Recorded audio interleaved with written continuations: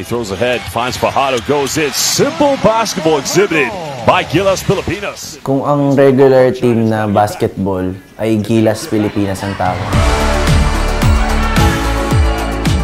ang sa amin naman wheelchair basketball team ay Pilipinas Warriors po.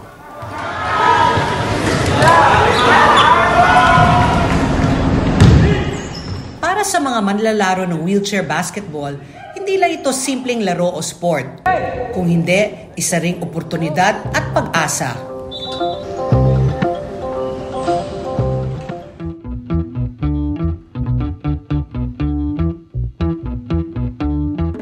Nakilala ng Team ASPN ang dalawang kabataang wheelchair basketball player. Ako po si Mark Vincent Aguilar, 24, taga Marikina po. Member po ako ng Wheelchair Philippine Basketball Team.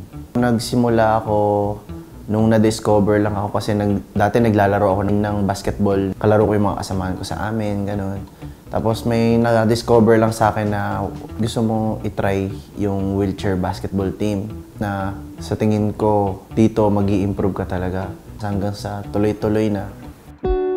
Ipinanganak si Mark na walang kapansanan. Pero nung 10 taong gulang siya, natukoy na meron siyang bone cancer. Noong 2011, pinayo ng doktor na putulin ang kanyang kanang binti para hindi na kumalat ang cancer sa kanyang katawan. Kwento ni Mark, ang wheelchair basketball ang nagbigay sa kanya ng pag-asa at direksyon sa buhay. Nakilala rin namin ang wheelchair basketball player na si Miko. Naputulan din siya ng kanang binti noong 2019 dahil naman sa isang aksidente sa paglalaro ng football.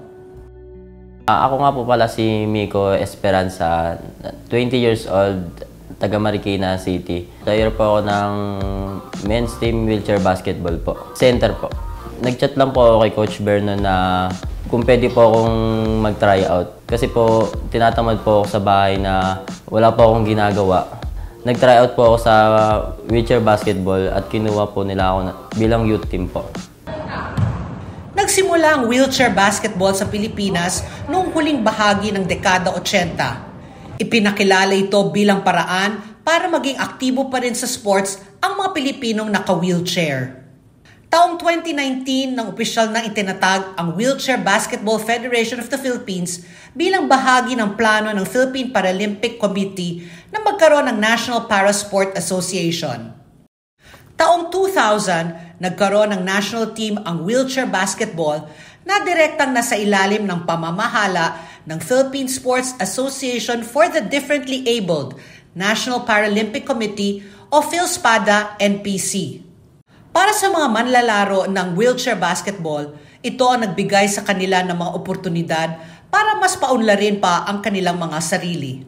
Unang labas ko yung Asian Youth Para Games na ginawa sa Bahrain. Ako na i-line up sa lineup talaga nung men's basketball team na talaga. Tapos ang unang labas ko nun is yung sa Phuket, Thailand, yung qualifying namin. Pero nananatili pa rin ang mga hamon na kinahaharap ng wheelchair basketball team ng bansa. Isa na nga rito ang kakulangan sa suporta.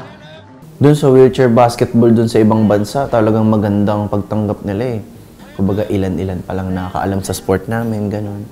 Kaya naman nananawagan ang mga wheelchair basketball player tulad ni Mark na suportahan ang kanilang sport. Sa regular basketball yan, which is yung Gilas natin, di ba? And kumbaga marami nang nanonood dyan, sumusuporta, ganun. Tulad namin na Wheelchair Basketball Team Philippines. And lumalaban din kami sa ibang bansa. And sana rin suportahan din nila kami. Mailap pa sa Philippine Wheelchair Team ang inaasam na gintong medalya. Naging silver medalist sila sa 11th ASEAN Para Games na ginanap sa Indonesia noong July 2022. At bronze medalist sa International Wheelchair Basketball Federation Asia-Oceania Championship sa Thailand noong 2023. Kasalukuyan silang nagsasanay para sa iba't ibang mga kompetisyon sa buong mundo. Ang pangarap ko, makarating kami sa matataas na level ng kompetisyon. Kasi ang pinakamataas na natanggap pa lang namin ngayon is ang Asian Para Games. Kaya porsigido ang training namin sa araw-araw. Sa mga ganitong sport, Pinatutunayan ng mga persons with disability na may kakaiba silang kakayahan. Kailangan lamang nila ng tamang suporta at oportunidad. Saludo ang Team ASPN sa ating mga para-athletes.